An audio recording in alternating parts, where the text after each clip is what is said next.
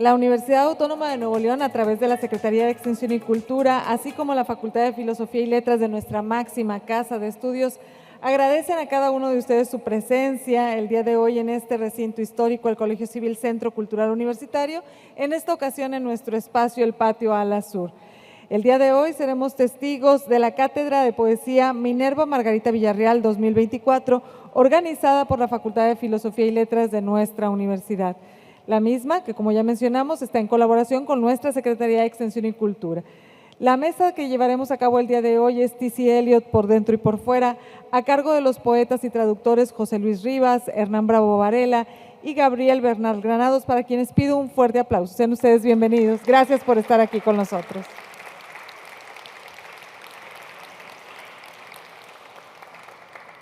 Antes de iniciar esta mesa, quisiera invitar, con todo el respeto, al doctor José Javier Villarreal, secretario de Extensión y Cultura de la Universidad Autónoma de Nuevo León, para que nos brinde unas palabras de bienvenida. Adelante, por favor, doctor.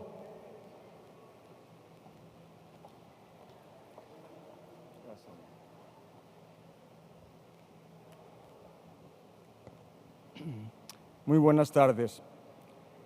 En nombre del doctor en Medicina Santos Guzmán López, rector de la Universidad Autónoma de Nuevo León, les doy una afectuosa bienvenida a este patio ala sur del edificio del Colegio Civil para participar en la mesa T.S. Eliot por dentro y por fuera en la Cátedra de Poesía Minerva Margarita Villarreal 2024, que organiza la Facultad de Filosofía y Letras en colaboración con la Secretaría de Extensión y Cultura.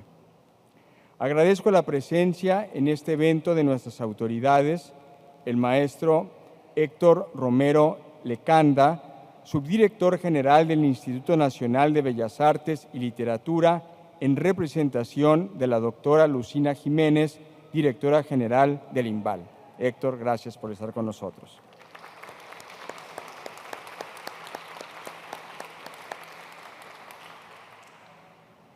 Al doctor Roberto Caput González Santos, en representación del doctor Francisco Javier Treviño Rodríguez, director de la Facultad de Filosofía y Letras de nuestra universidad. Roberto.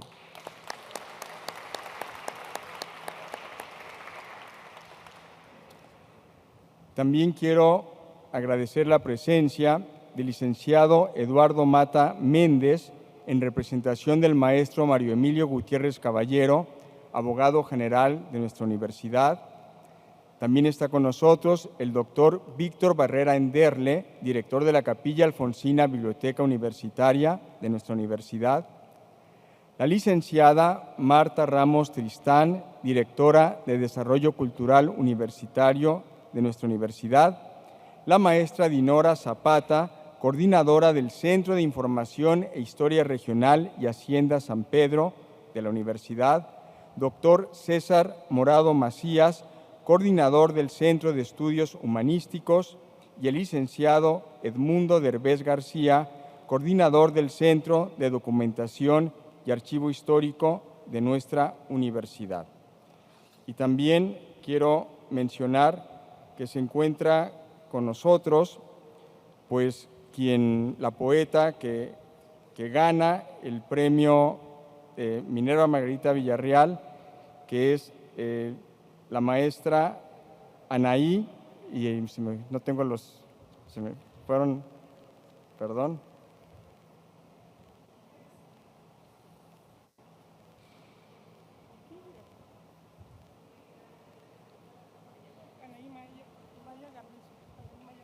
Anaí Maya Garbizu, perdón por esta omisión. Maestra, gracias por estar con nosotros. Bueno, ahora ya con todos esos papeles revueltos, ya me hice.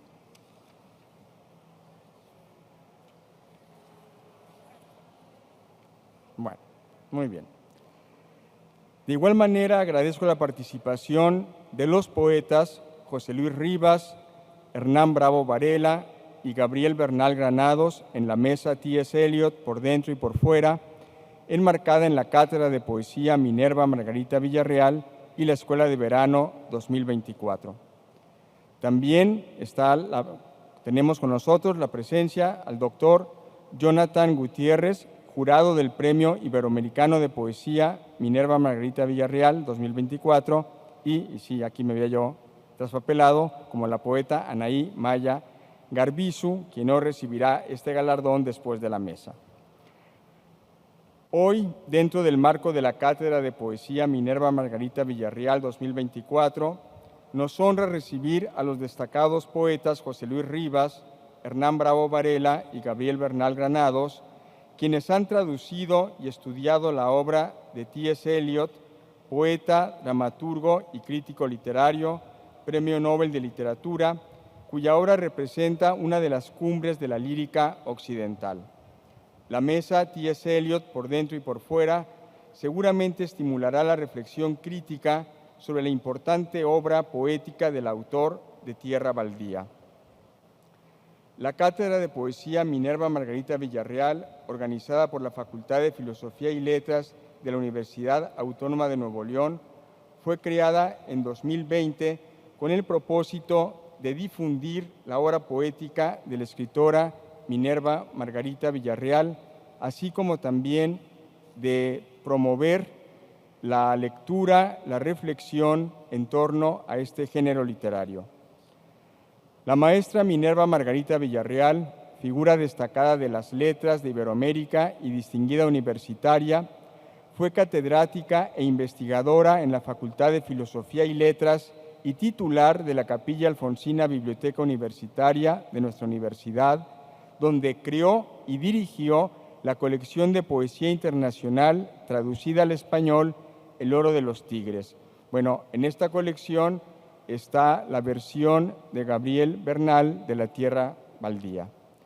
También fue miembro asociado del Seminario de Cultura Mexicana y en 2019 fue nombrada miembro correspondiente de la Academia Mexicana de la Lengua. Recibió importantes reconocimientos como el Premio Bellas Artes de Poesía Aguascalientes 2016, el Premio UANL a las Artes en 1991.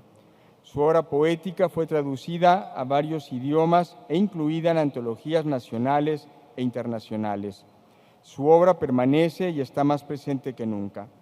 En 2023 apareció la edición mexicana de su poema Aparecida y su poemario inédito Los vínculos más íntimos, editado por la Universidad Autónoma de Nuevo León. Con ustedes, los poetas José Luis Rivas, Hernán Bravo Varela y Gabriel Bernal Granados, que espero nos iluminen con su sapiencia. Muchas gracias.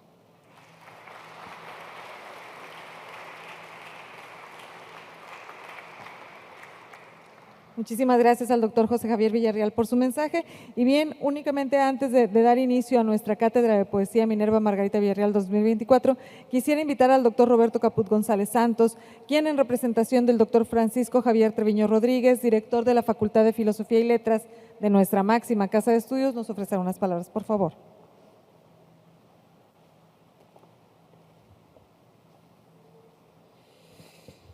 Buenas tardes.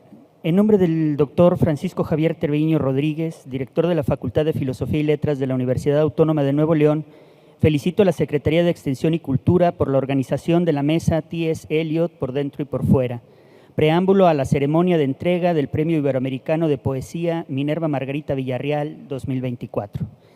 La cátedra de poesía a cargo de ambas instancias universitarias se distingue por estimular la reflexión crítica de temas relacionados con la poesía. Y hoy, cuando recién somos capaces de concebir un Eliot así, total, se antoja repasarlo en diálogo con otros lectores, atento a otras lecturas. ¿Qué, desde esa otra forma de la creación que es la traducción, se puede decir de una de las tensiones clásicas de la modernidad? La tensión verdad poética, conciencia crítica.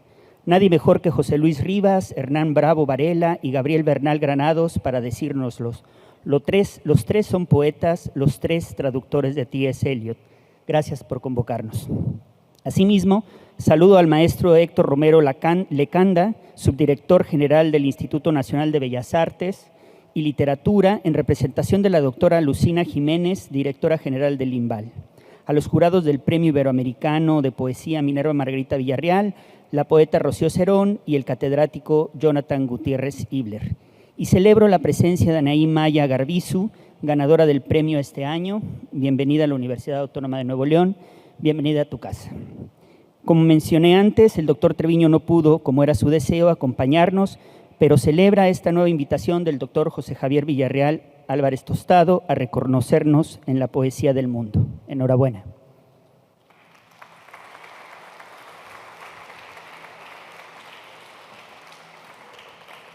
Muchísimas gracias, doctor Roberto Caput. Bien, bueno, pues damos inicio a la mesa T.C. Eliot por dentro y por fuera, dentro de la Cátedra de Poesía Minerva Margarita Villarreal 2024, como ya lo mencionó nuestro secretario de Extensión y Cultura, el doctor José Javier Villarreal, la cual está a cargo de José Luis Rivas, Hernán Bravo Varela y Gabriel Bernal Granados. Adelante, por favor, esta es su casa.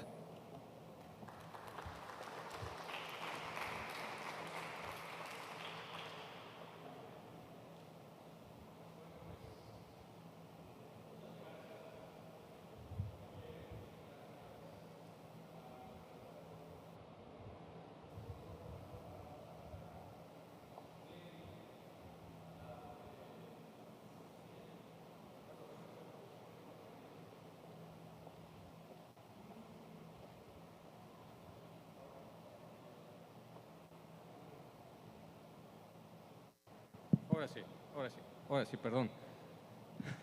Muchas gracias, decía yo, por la invitación, José Javier.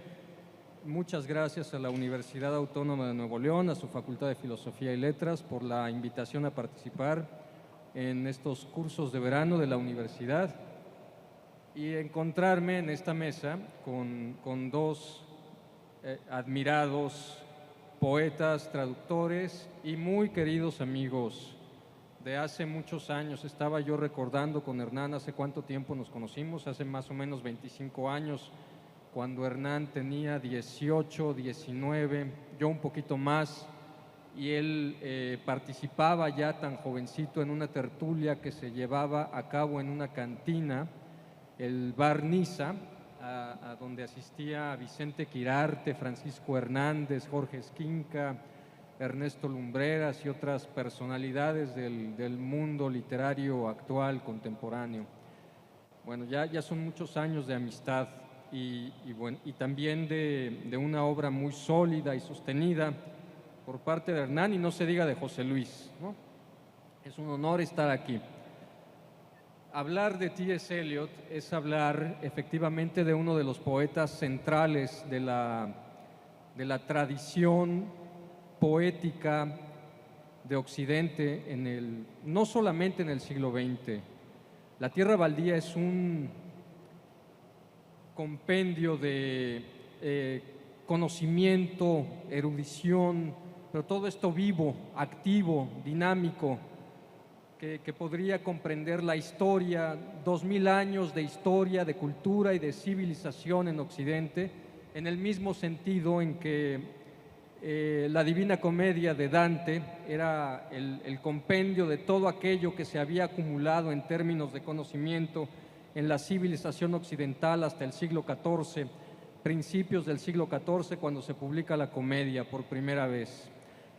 Iba yo a empezar con una afirmación polémica para que ustedes más o menos se den una idea de lo complejo, de lo complicado que es traducir a Eliot, animarse a traducir a Eliot, pero sobre todo un poema como La Tierra Baldía, que es probablemente el más complejo, no solamente que Eliot escribió, sino uno de los poemas más complejos que se escribieron a lo largo de la modernidad, ¿no? Y que se publicaron en estos años, después de la Primera Guerra Mundial y en el periodo entre guerras, en la víspera de la Segunda Guerra. El despliegue de Eliot en este poema, publicado en 1922, cuando Eliot tenía, creo que 34 años, era realmente muy joven, era todavía un joven creador, ¿no? Todavía hubiera podido haber solicitado la beca del FONCA con este proyecto. Estoy seguro de que no se la hubieran dado, ¿no? porque, y aquí viene la afirmación polémica, La tierra baldía no es un poema, pero no lo es en el sentido convencional o tradicional del término. Hasta T.S. Eliot nadie se había atrevido a hacer lo que él hizo. El poema más original de la historia moderna, el poema más original de la historia de la poesía en Occidente hasta nuestros días, no tiene una sola línea que Eliot hubiera concebido originalmente, o prácticamente no hay una sola línea que a él se le hubiera ocurrido. O todo es traducción, o pastiche, o collage, ¿no?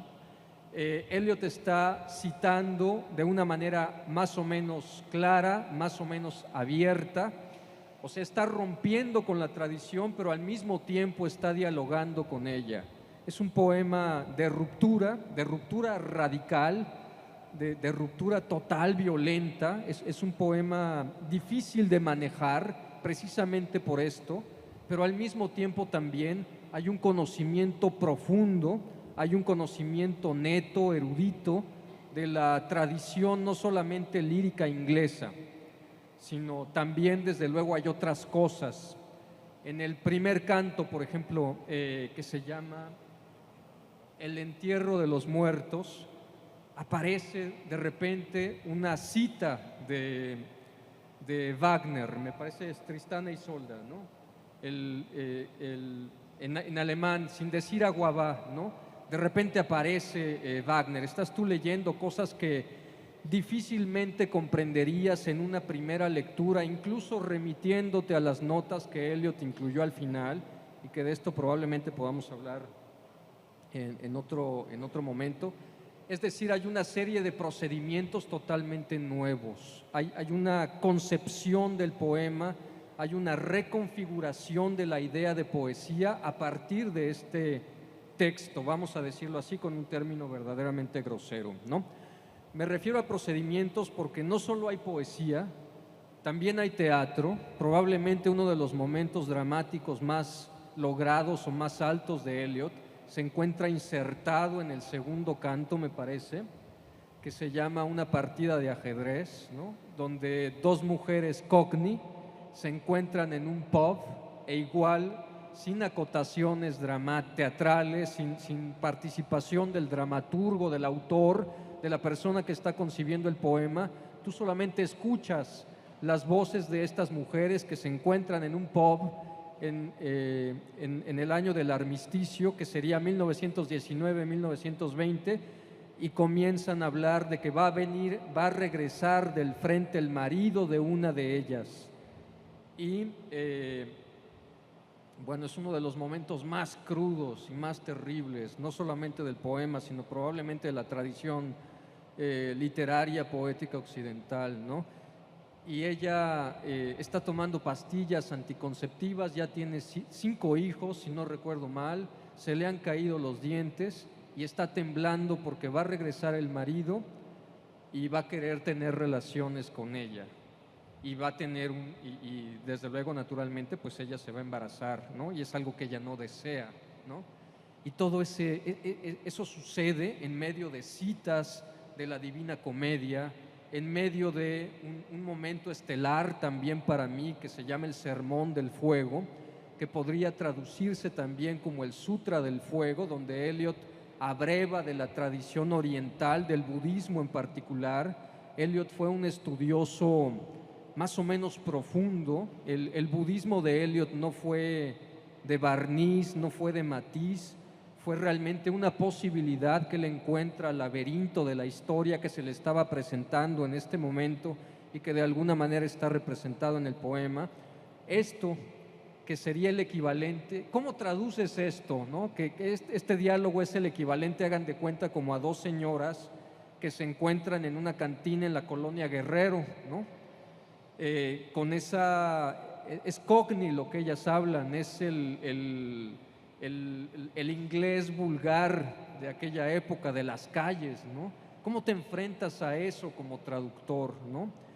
Y de una lengua, la española, que carece de la libertad que carece de la plasticidad, hasta cierto punto. Tomen estos términos con pinzas y son cosas que se podrían discutir y se necesitaría, yo creo, un seminario para aclarar estas distancias o estas diferencias que hay entre el inglés y el español, porque se trata de dos idiosincrasias, de dos culturas muy distintas, ¿no? Y el traductor enfrenta problemas serios para trasladar o transportar esta realidad, estos murmullos, estas voces, ¿no? Esta violencia verbal a través de la cual se vislumbra una civilización que se está desmoronando, ¿no? Que ese es uno de los temas también centrales de la tierra baldía, ¿no? Y es alguien que está metido en ese momento, ¿no? Que está viendo cómo las cosas están cayendo, con una mirada extraordinariamente lúcida y con un atrevimiento, ¿no? Como pocas veces se ha visto en la historia de la poesía, ¿no? Bueno, hasta aquí voy a dejar esta participación y le voy a dar la palabra a los maestros y amigos Hernán y José Luis para que me lleven la contraria o... Muchísimas gracias a mi muy querido amigo, el poeta José Javier Villarreal, a la Universidad Autónoma de Nuevo León y a la Cátedra Minerva Margarita Villarreal por permitirme estar también con estos dos queridos amigos, traductores de Eliot, espléndidos poetas y conocedores de esta obra tan extraña, sui generis, y que al mismo tiempo se ha sabido insertar como uno de los corazones centrales de la tradición, no solo occidental, sino oriental también. Habría que ver el número de traducciones de las que goza Eliot al japonés, al chino, entre muchísimas otras variantes, para ver también la manera en la que se ha infiltrado este poema como uno de los testimonios y testamentos culturales más impresionantes de que tengamos noticia en el siglo XX. No dije testamento de manera gratuita. Tomando un poco del hilo de mi querido Gabriel, vale la pena quizá sugerir que con la tierra baldía de Eliot realmente termina una manera de entender la poesía y se abre otra. No solo en lengua inglesa, no solo como el que da el carpetazo final y brillante a la poesía victoriana, que por supuesto muere junto con la reina Victoria y con la muerte de Oscar Wilde el mismo año, en 1900, sino que además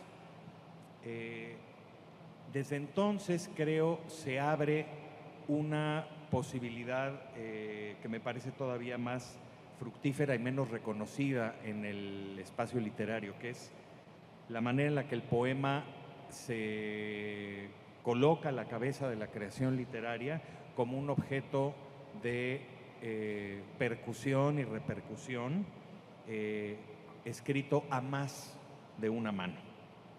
Este poema, La Tierra Baldía, es un proyecto de colaboración, de descolonización de una lengua y de una cultura. No en balde, el coescritor de este poema es ni más ni menos que Ezra Pound, el artífice en buena medida del cambio de luces de la poesía en lengua inglesa. Y sobre todo, el primero que advierte ya desde la publicación, la primera publicación de T.S. Eliot, Prufrock y otras observaciones, ¿no?, cuya traducción además tuve el lujo de editar en El Oro de los Tigres, la colección tantas veces aludida aquí,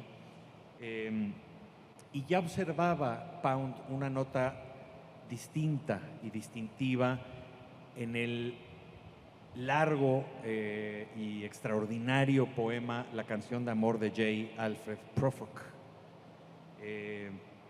del cual también, por cierto, el gran poeta John Berryman decía que era el inicio de la poesía inglesa moderna. Let us go then, you and I, when the evening spread out against the sky like a patient etherized upon a table. Vayámonos entonces, tú a mi lado. Aquí estoy recuperando una traducción no mía, sino del gran autor argentino Juan Rodolfo Wilcock. Y termina la sospecha crítica de Berryman diciendo que hasta vayámonos entonces tú a mi lado o tú y yo tiene todo el tono encantador de una salida con el brazo de la amada a un jardín o un prado, una escena que podemos ver en poemas de Charles Algernon Swinburne o de Lord Alfred Tennyson, los grandes popes de la poesía victoriana inglesa. Pero de pronto algo pasa y viene el escándalo, el estruendo, el relámpago de una comparación inimaginable hasta entonces, ¿no? Vayámonos entonces tú a mi lado o tú y yo, cuando el cielo se extiende como un paciente anestesiado en una mesa. Calificar al paisaje como algo disuelto, caído, muerto, no era, por supuesto, nada extraño, pero sí compararlo con el de un cuerpo que está anestesiado entre la vida y la muerte antes o después de una operación sobre una mesa. Comparar a la naturaleza con ese proceso tan técnico, tan cristalinamente antipoético, vuelve al espacio de Eliot, un espacio completamente enrarecido que está preparado para asumir la creación y la recreación de la realidad moderna. Y esa realidad moderna se compondrá en la tierra baldía de fragmentos, de mosaicos rotos, de un montón de imágenes disgregadas, separadas, o como lo dice el propio Eliot, para no tener que parafrasearlo yo, una pila de imágenes quebradas. Es en ese sentido un poema que necesitó también de la asistencia activa de Pound, del magisterio de Pound, para determinar qué cosa iba a ser ese poema que en un primer momento, como ustedes tal vez sepan, iba a llamarse Él hace de policía con diferentes voces. He do the police in different voices. Por supuesto, el título ya ha sido adoptado por narradores y poetas de todo el mundo, y si ustedes se dan una mera vuelta por Google verán que ese título se repite como un curioso cáncer de la novedad. No extinta, pero sí ya asimilada en nuestro tiempo. Quiero decir también algo más antes de darle la palabra a mi querido y admirado José Luis Rivas, y es que Gabriel había dado el cue perfecto para leer ese pasaje que, por cierto, yo pretendía leer también, porque me parece un momento que, junto con la entrada a distintos pops y, por ejemplo, la lectura sentado en la taza del baño del Ulises de Joyce, me parece que son los dos grandes momentos donde irrumpe categórica, inaplazablemente, el ruido de la modernidad, esa música de lo que pasa, y que finalmente un poeta y un narrador en lengua inglesa atienden con una profundidad absolutamente sorprendente y con un alcance de la lengua viva que difícilmente podríamos registrar hasta en ese momento. Los dos libros, por cierto, publicados en el año 22, el Annus Mirabilis, en que también fue compuesto el gran poema de Rainer Maria Rilke, las elegías de Duino, en que fue compuesto en nuestra lengua El soldado desconocido del poeta Salomón de la Selva, que después vivió en México, aunque era nicaragüense. En fin, en un año pródigo de respuestas a un descontento, curiosamente Eliot funda algo que ya para nosotros es inverosímilmente un statu quo, ¿no? Pero no deja de mostrarnos cada lectura y cada relectura de sus poemas mayores, en particular, creo yo, de La Tierra Baldía, un grito que me parece que todos los que escriben, traducen, leen, hablan, comentan sobre poesía deben tener en cuenta, ¿no? These fragments I have shored against my ruins. Estos fragmentos que apilé o que yo intenté traducir como fragmentos que afiancé contra mis ruinas.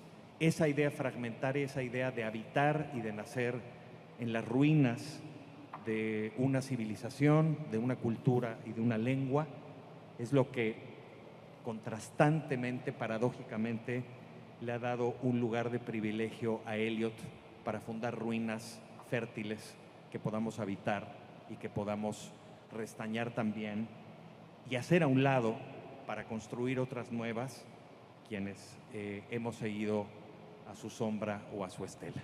Muchas gracias.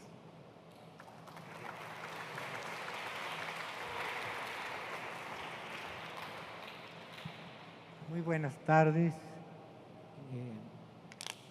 Muchas gracias por su asistencia. Yo quiero leer en traducción mía, porque creo que un poco me he apartado en la traducción del inicio del poema de amor de Alfred Prufrock. Quisiera leer un trozo. Vámonos, pues, tú y yo. Vámonos, pues, tú y yo, cuando el atardecer pierde el sentido contra el cielo, como un paciente en la plancha tumbado por el éter. Vámonos por algunas calles semidesiertas, cuchicheantes encierros de noches ardorosas en hoteles de paso y fondas con desbullas y acerrín, calles que se prolongan como una aburrida disputa de intención insidiosa para llevarte una pregunta abrumadora. Oh, no preguntes cuál, vamos a nuestra visita. Otro pasaje también, aludido por Bernal, lo he traducido así. Cuando el marido de Lille fue desmovilizado, dije, no me di mis palabras, pero yo misma se lo dije a ella. Dense prisa, por favor, ya es hora. Ahora que vuelve Albert, ponte elegante un poquito. Querrás saber qué hiciste con ese dinero que te dio para hacerte de unos dientes. Te lo dio, yo estaba allí. Que te lo saquen todos, Lil, y hazte una buena dentadura, te dijo. Lo juro, no soporto verte así. Ni yo tampoco, dije, y piensa en el pobre Albert. Ha estado 4 años en el ejército, necesita pasarlo bien, y si tú no le das eso, otras lo harán, dije. Oh, ¿con qué es eso?, dijo ella. Algo así, le dije. Entonces sabré a quién agradecérselo, dijo ella, y me clavó la vista. Dense prisa, por favor, ya es hora. Pues si no quieres, sigue así, le dije. Otras no tardarán en decidirse si tú no lo haces. Pero si Albert se larga, no dirás que fue porque no se te avisó.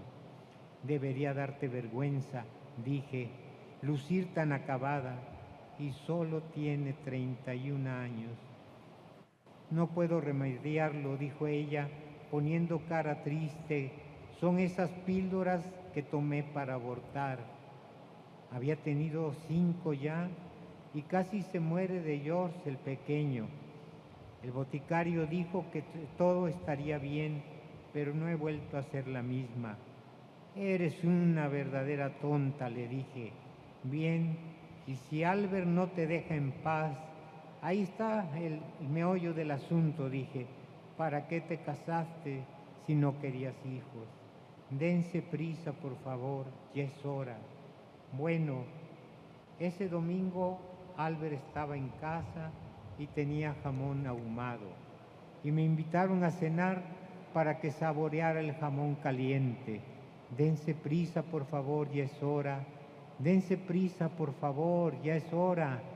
Buenas noches, Bill. Buenas noches, Lu. Buenas noches, May. Buenas noches. Adiós. Adiós. Buenas noches. Buenas noches. Buenas noches. Señoras. Buenas noches, amables señoras. Buenas noches. Buenas noches. Retomando lo que ha dicho Bernal, yo quisiera señalar que la tierra baldía es también un palimpsesto a los frescos, digamos, de la poesía, de los grandes poemas y de las grandes leyendas de la tradición europea. Eliot ha, de algún modo, también añadido lo que en un tipo de obra así resulta pues de lo más difícil. Ha conseguido mediante una infinidad de alusiones, de algunas citas casi textuales, crear una historia que de algún modo se fragmenta, pero vuelve a reenlazarse de otra forma, y esto es verdaderamente extraordinario. No sé, pero aquí una señora, Viorica Patea, se ha tomado el enorme trabajo de ir señalando ya desde las primeras líneas de la tierra baldía, por ejemplo, que hay una alusión a un poema de Thomas Malory, La muerte de Arturo, a las confesiones de San Agustín, a un trozo de Charles Dickens. Hay además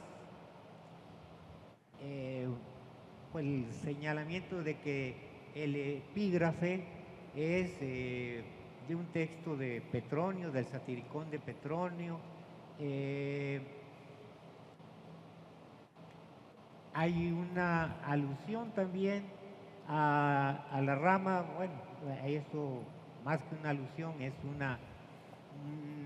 retomar algún pasaje de la rama dorada de Fraser, y también alusiones al corazón de las tinieblas de Joseph Conrad. Y bueno, pues la misma dedicatoria Ezra Pound refiere a nada más y nada menos que aún al propio Dante Alighieri, ¿no? Y que dijo de eso del trovador provenzal Arnaud Daniel. Se ha señalado también que en este punto se ha señalado que bajo todas estas máscaras es muy difícil encontrar verdaderamente al verdadero Eliot. Yo difiero un poco. En un libro titulado Moral y Nueva Cultura, Robert de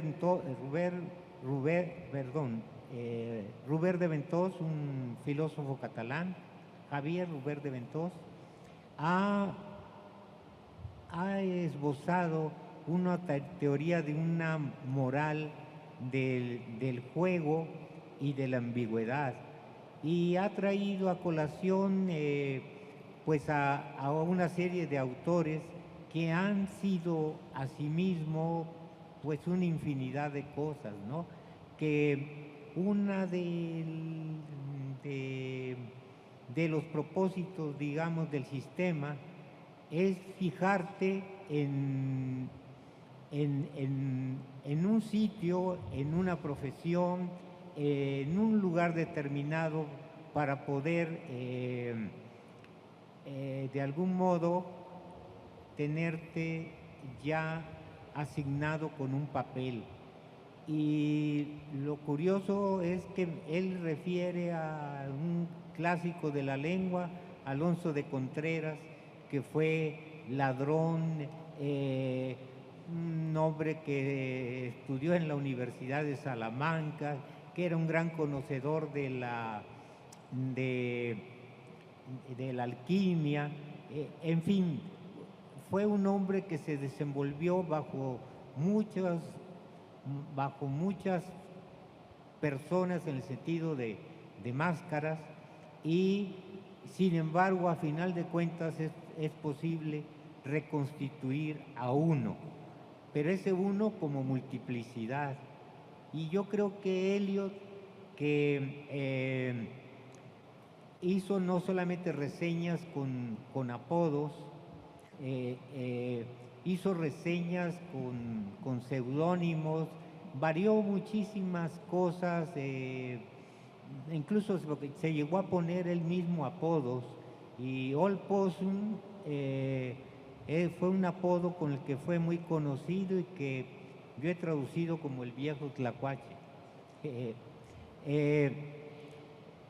Bueno, pues bajo todas esas máscaras creo que hay un Eliot que es pleno, jugando a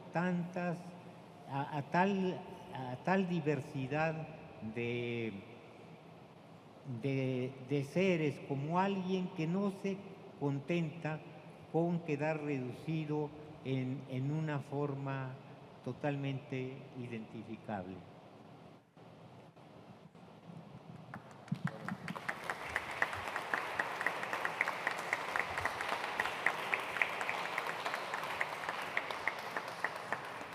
Ya cerramos esta mesa. Son muchas las cosas que se pueden decir. Nos quedamos cortos, se quedan muchas cosas en el tintero, pero bueno, hay un premio que entregar y hay una poeta a la que aplaudir enseguida. Nada más quisiera terminar reafirmando esta idea que ha deslizado sobre la mesa José Luis. Una posible traducción de poesía desprendida de la tierra baldía sería traducción, ¿no? Poesía es traducción. Tanto para el joven T.S. Eliot, porque Eliot no se repitió, el momento que quedó plasmado en la tierra baldía, el Eliot que queda plasmado en la tierra baldía es muy distinto del Eliot de los 4 cuartetos, como si afirmara que es imposible seguir por este camino, ya no es posible seguir escribiendo así, ya no es posible seguir siendo el mismo, y cambia radicalmente. El Eliot de los 4 cuartetos es otra cosa.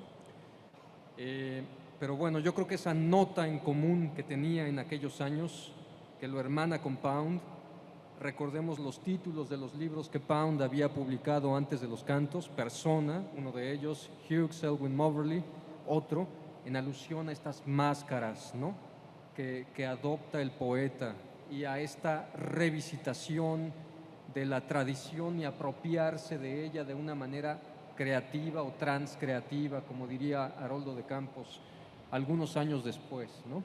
Entonces podemos terminar esta mesa afirmando que poesía es traducción, ¿no?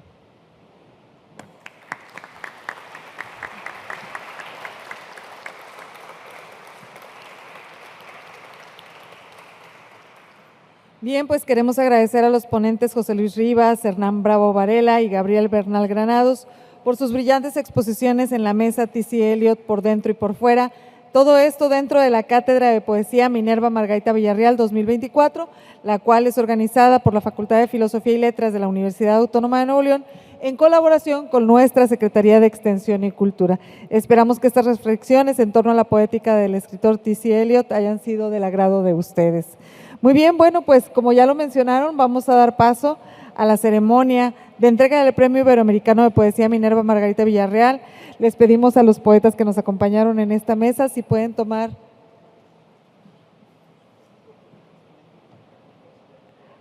Ok. No, si podemos, si usted, secretario, si usted, señor secretario, claro que sí, como usted me lo indique. Ok. Me indica el secretario de Extensión y Cultura, el doctor José Javier, que vamos a dar pie a 10 minutitos de preguntas y respuestas antes de pasar a la ceremonia de entrega del premio. Muy bien, entonces si alguien en el público tiene alguna pregunta que quisiera realizarle a los poetas invitados, adelante, por favor.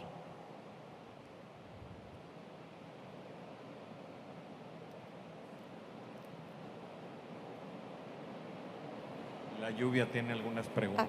Acá, ay, se nos vino la lluvia, es cierto. Acá hay una pregunta.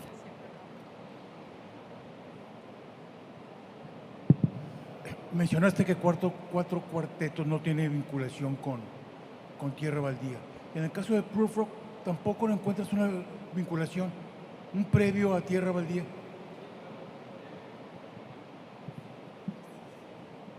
Bueno, desde luego, de alguna manera la Tierra Baldía sería el desarrollo de ese verso que citó Hernán, ¿no?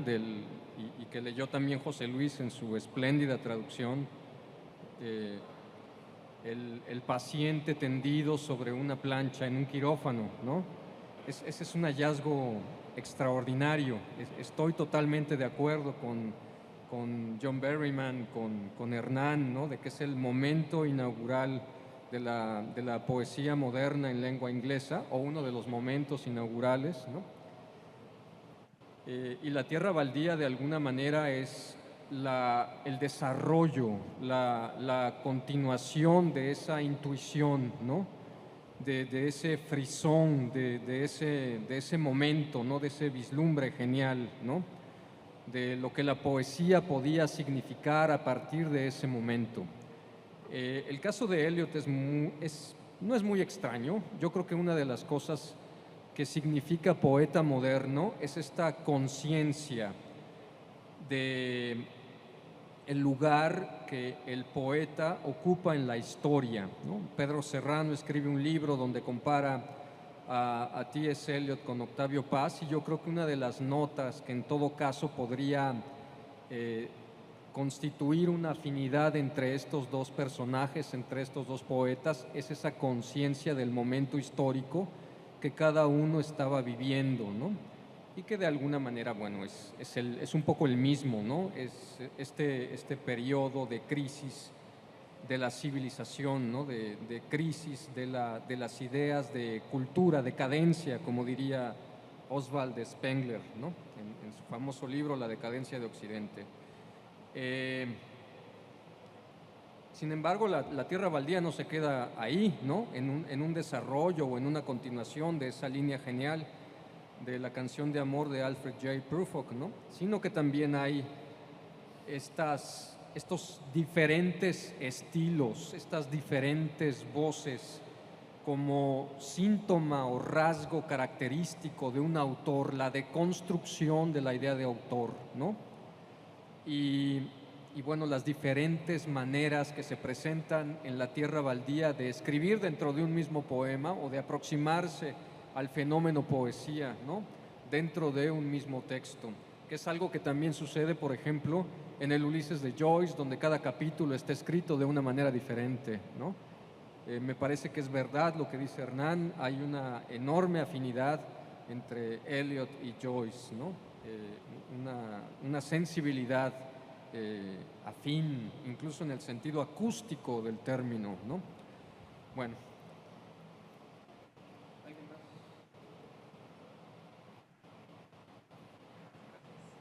Buenas tardes.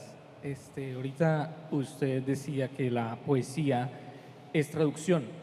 Ahorita me puse a pensar que si la poesía es traducción, ¿qué es lo que traduce? bueno, yo tengo mi idea de que lo que traduce es lo que el interior, el alma, pero yo quisiera saber qué es la definición de esta pequeña frase que nos otorga.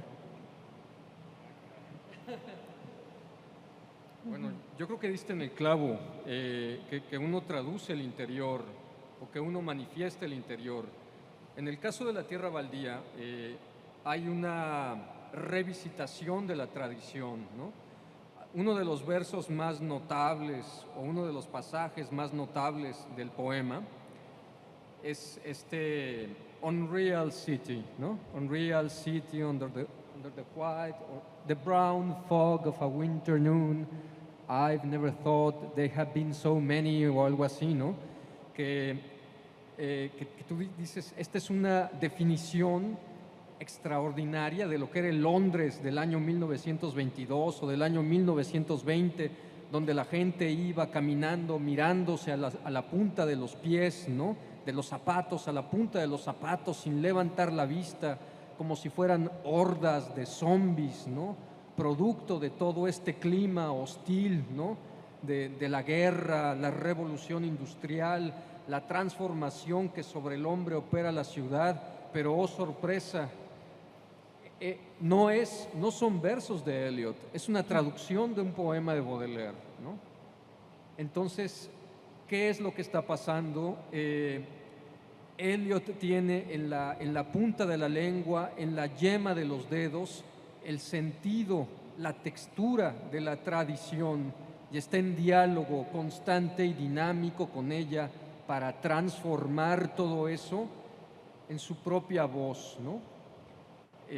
No es el único artista con esa característica, con ese multifacetismo o esa pluralidad de estilos o de voces convergiendo en un personaje. También, por ejemplo, Picasso, ¿no? Picasso no tiene un estilo característico a lo largo de toda su carrera, sino que pinta, tiene la época azul, la época rosa, luego descubre el cubismo, está la vertiente analítica del cubismo, la vertiente sintética del cubismo, luego está el diálogo que Picasso entablaba con sus contemporáneos, y recuerda, por ejemplo, que los pintores contemporáneos de Picasso escondían sus obras cuando Picasso visitaba sus estudios, porque Picasso robaba, ¿no? Esa era la definición que él daba de genio, ¿no? El buen artista toma prestado, pero el genio roba de plano aquello que le conviene, ¿no? Del trabajo de los demás. Yo creo que esa es la solución, ¿no? Hay este diálogo polifónico con la tradición, verla en una clave diferente, pero también, como bien dijiste tú, esta manifestación del propio interior, ¿no? Que en el poema de la tierra baldía está clarísimo, este otro renglón muy personal, ¿no? Del que poco se ha hablado, pero es un poema también muy autobiográfico. A mí sí me gustaría, nada más añadiendo a lo que espléndidamente ha dicho Gabriel, que hay que robarse, y creo que es una de las tantas lecciones que tiene la tierra baldía, en particular del gran cuerpo de obra en prosa y en verso de Eliot, robar incluso la realidad. O sea, cuando en el pasaje aludido de las dos mujeres que también nos leyó José Luis, parte de su magnífica traducción, observamos esa charla que en apariencia no merecería alcanzar, digamos, el nivel de inclusión de un verso, y se extiende a lo largo y ancho de esa segunda parte hasta culminar con él. Creo que también nos revela cómo la técnica de confrontar aparentes enemigos enriquece no solo al poema en su energía sensible, sino que además lo vuelve un vehículo mucho más abierto, más dúctil, para entender, oír y traducir la realidad subvertida por la tradición y la tradición subvertida por la realidad objeta, concreta, prosaica, ¿no? Y la mezcla entre ambos es absolutamente eléctrica, y por eso nos sigue deslumbrando hasta ahora, ¿no? Bueno, perdón, ya llega el micrófono. Es Me quedé muy sorprendido con las últimas intervenciones, ¿no? De traducción y robar. Entonces yo me fui al siglo XV, ahí no, y dije, bueno, ¿cuáles serían los términos? Entonces el término de robar no sería robar, sería trobar. Trobar sería encontrar. Entonces no es que tú robes, es que encuentres. Pero una vez que encuentras, hay que darle forma. Ahí sería traducir aquello que has encontrado, y entonces tienes el poema y puedes hablar de Londres de los años 20 a través de un poema de Baudelaire del París de finales del 19. Gracias. Teníamos una pregunta con el joven aquí atrás pendiente, por favor. Sí, de antemano, buenas tardes. Muchas gracias por sus conocimientos compartidos. Por cuestión de tiempo, va a ser una pregunta lo más breve posible. Desde su perspectiva crítica artística, ¿cuáles consideran que son las aportaciones de T.S. Eliot a la poesía de la actualidad? O sea, desde su posición que desempeñan ahora. De la actualidad. O sea, esa es la pregunta concreta.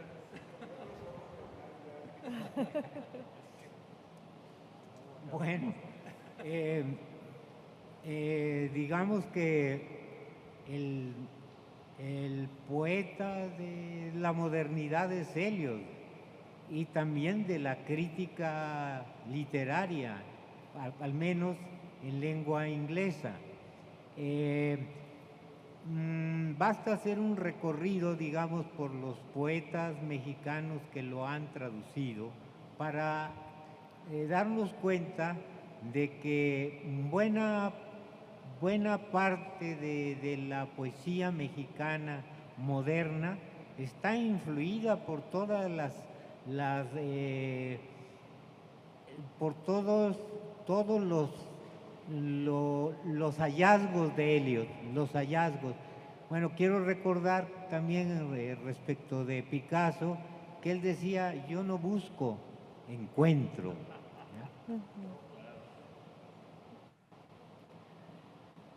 Perdón, es que a mí sí me gustaría añadir algo a esto, perdón, pero es que siempre salen cosas. Es la mejor parte, ¿no? Yo creo que la influencia también debería ser una orientación, ¿no? En el caso de Eliot, por ejemplo, creo que un fragmento como el del segundo canto, El entierro de los muertos, la escena ya aludida y leída aquí en traducción de José Luis, el juego de ajedrez, perdón, nos puede dar, entre otras cosas, una cachetada con guante blanco sobre qué es eso que vaporosa y creo que muy remilgadamente denominamos poesía conversacional. Porque ahí lo que tenemos es verdaderamente una charla, ¿sí? Lo que pasa es que la charla está conveída, está traducida con tal intensidad y con tal apego a la fuente natural del habla, que me parece que es un momento tan absolutamente notable y destacado que aleja a la paja, a la basura y al anecdotismo que inunda en general esa poesía que llamamos conversacional. Esto es lo que se puede hacer con una conversación aparentemente anodina y aparece en uno de los poemas estelares del siglo XX. Yo creo que habríamos que volver a eso. Mucha de la poesía española y latinoamericana de nuestro tiempo, creo que le vendría muy bien escuchar el diálogo de estas dos mujeres en el pop, ¿no? A través de él. Sí, y nada más para acabar, yo creo que una aportación es el distanciamiento entre el sujeto y el objeto, la introducción de un elemento irónico, ¿no? Por ejemplo, pienso en Eduardo Lizalde y un poema como El tigre en la casa. Es deudor de la violencia verbal manifiesta en la tierra baldía, ¿no? Por decirlo de alguna manera, violencia verbal es el atrevimiento, la procacidad y también esta fusión o el desvanecimiento de las fronteras entre la prosa y el verso, lo vulgar y lo sublime, ¿no? Que Eliot se permite, ¿no? Eliot, efectivamente, como dice José Luis, bueno, José Luis, yo creo que su mejor aproximación a la tierra baldía y su mejor apropiación de la tierra baldía es su poema, La Tierra Nativa, ¿no?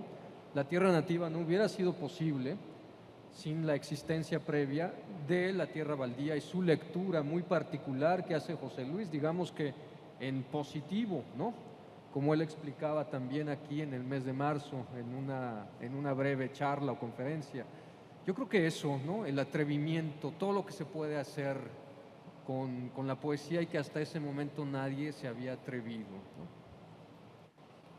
Muy bien, bueno, pues brindémosles un fuerte aplauso, por favor, a nuestros queridos invitados, José Luis Rivas, Hernán Bravo Varela y Gabriel Bernal Granados. Muchísimas gracias nuevamente por su participación en nuestra Escuela de Verano 2024. Los invitamos a tomar asiento en primera fila para iniciar con la ceremonia de entrega del Premio Iberoamericano de Poesía Minerva Margarita Villarreal 2024, por lo cual solicito a nuestras autoridades, el maestro Héctor Romero Lecanda, el doctor José Javier Villarreal, el doctor Roberto Caput González Santos, así como a los jurados, la maestra Rocío Cerón y el doctor Jonathan Gutiérrez, y por supuesto a la ganadora del premio, Anaí Maya Garbizu, que pasen a ocupar su sitio en esta mesa de presidium. Adelante, por favor.